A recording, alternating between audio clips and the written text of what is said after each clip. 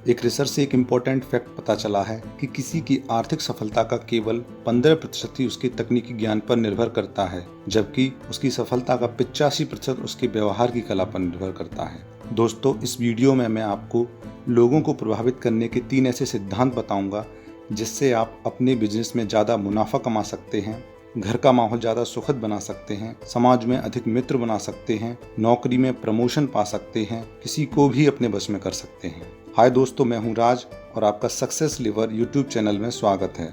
यह वीडियो एक American world famous writer Dale Carnegie की book how to win friends and influence people पर आधारित है। यह बुक 1937 में पब्लिश हुई थी, जिसकी करोड़ों प्रतियां विश्व की कई भाषाओं में छप चुकी हैं। मैं आपको ये तरीके बताने से पहले आपको एक बात और बता दूं, ये तरीके जादू की तरह काम करते हैं। इसको टेस्ट करने के लिए आप वीडियो खत्म होने के बाद गौर करना कि आपने या आपके आसपास सफल लोगों ने जितनी भी सफलताएं पाई हैं, उन्होंने जाने या अनजाने इन सिद्धांतों का प्रयोग किया होगा। तो चलिए दोस्तों शुरू करते हैं। पहला सिद्धांत है बुराई मत करो, कमी मत निकालो। दोस्तों, जब हम किसी की बुराई करते हैं या कमी निकालते हैं तो इससे कोई फायदा नहीं होता, क्योंकि सामने वाला अपना बचाव करने लगता है। कमी निकालने से कोई सुधरता नहीं है, बल्कि हमारे रिलेशन जरूर बिगड़ जाते हैं। आलोचना डेंजरस भी है, क्योंकि इससे उस आदमी का सेल्फ रेस्पेक्ट भी कम होता है और उसके दिल को ठेस पहुंचती है और वह आपके प्रति गलत विचार रखने लगता है। इसी कमी निकालने की आदत के कारण अमेरिका के राष्ट्रपति अब्राहम लिंकन को सन 1842 में बहुत परेशानी उठानी पड़ी थी। उन्होंने एक नकचढ़े राजनेता जेम्स शील्ड पर व्यंग लिखा,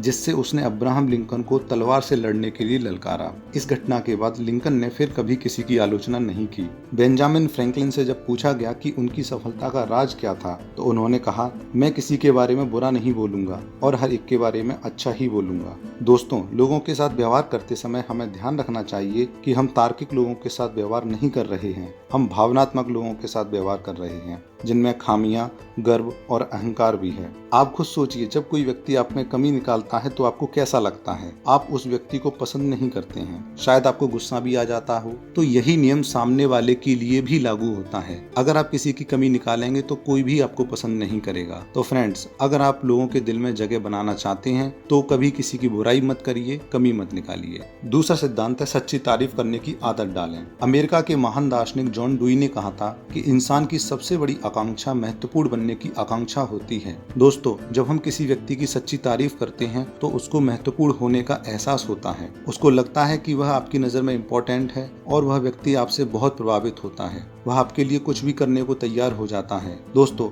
सहानुभूति तथा ध्यान आकर्षित करने के लिए कई लोग बीमार होने तक का बहाना कर लेते हैं और कई विशेषज्ञों का मानना है कि इसी महत्वपूर्ण होने की एहसास की वजह से कई लोग पागल तक हो जाते हैं। तो दोस्तों, जरा सोचिए, आप अपने आसपास के लोगों की सच्ची तारीफ करके कितना बड़ा चमत्कार कर सकते हैं। इसी आकांक्षा की वजह से एक मामूली टिकट कलेक्टर महेंद्र सिंह धोनी एक महान क्रिकेटर बना। चाय बेचने वाला बच्चा नरेंद्र मोदी भारत का प्रधानमंत्री बना। कई दर्शक अब सोच रहे होंगे, अच्छा, चापलूसी, मक्खन पॉलिश, मैंने इसका इस्तेमाल करके देखा है, समझदार लोगों के सामने यह तरीके काम नहीं आते। सही बात है दोस्तों, चापलूसी समझदार लोगों के सामने काम नहीं आती। चापलूसी का अर्थ है झूठी तारीफ। चापलूसी सामने वाले को वही बताना है जो वह अपने बारे में सोचता है। सच्ची प्रशंसा और चापलूसी में क्या फर्क है? इसका जवाब बहुत आसान है। एक सच्ची होती है, दूसरी झूठी। एक दिल से निकलती है, दूसरी दांतों से। एक निस्वार्थ होती है, दूसरी स्वार्थपूर्ण। तो दोस्तों, अगली बार किसी फंक्शन में या होटल में अच्छे भोजन का आनंद लें तो रसोइये तक यह मैसेज जरूर भिजवाएं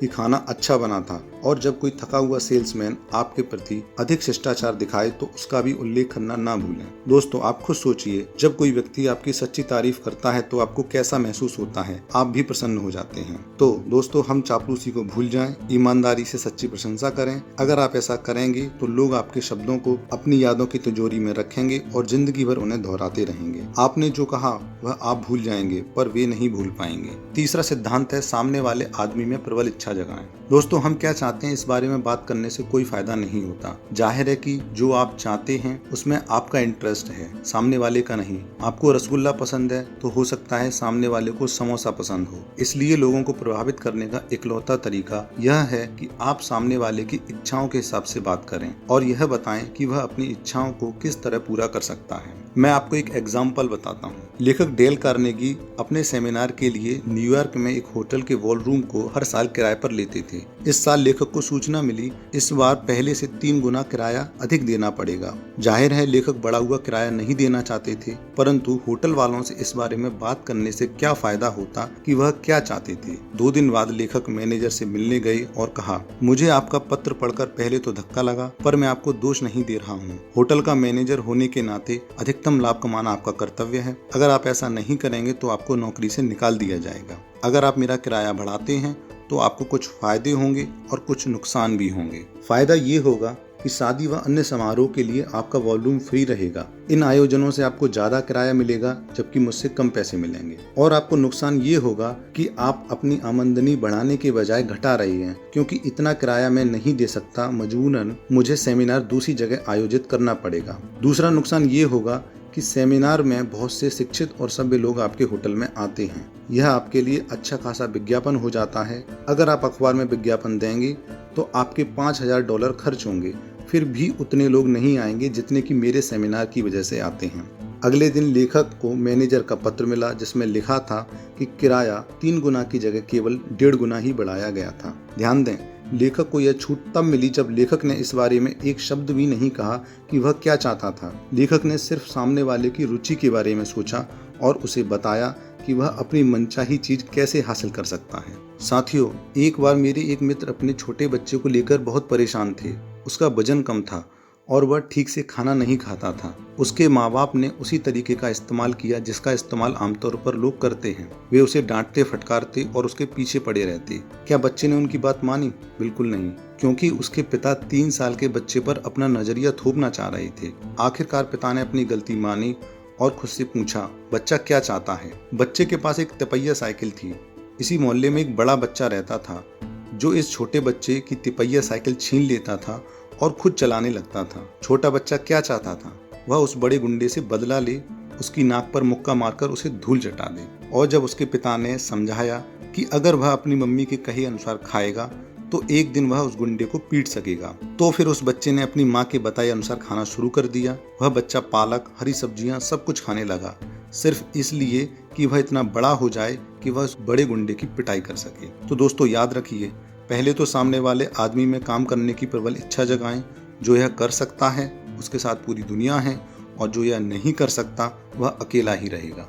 तो आखिर में दोस्तों पूरे वीडियो को एक बार समराइज कर लेते हैं। लोगों को प्रभावित करने का पहला सिद्धांत है, बुराई मत करो, कमी मत निकालो। क्योंकि किसी की आलोचना करने से कोई फायदा नहीं होता है।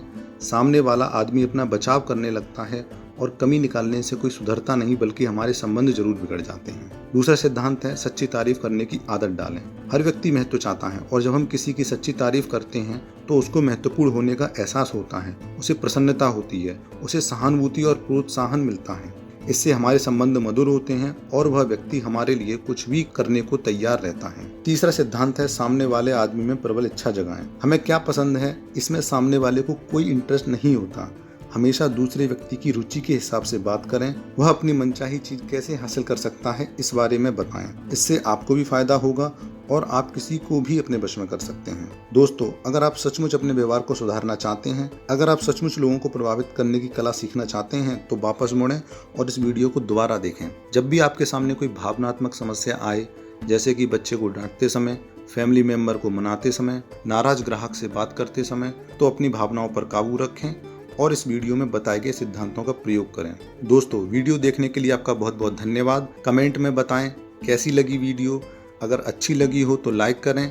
अपनी टीम में या परिवार में ये बातें सिखाना चाहते हैं तो ज़्यादा से ज़्यादा वीडियो को शेयर करें, और आगे ऐसी ही वीडियो देखने के लिए चैनल को सब्सक्राइब करें। धन्यवाद।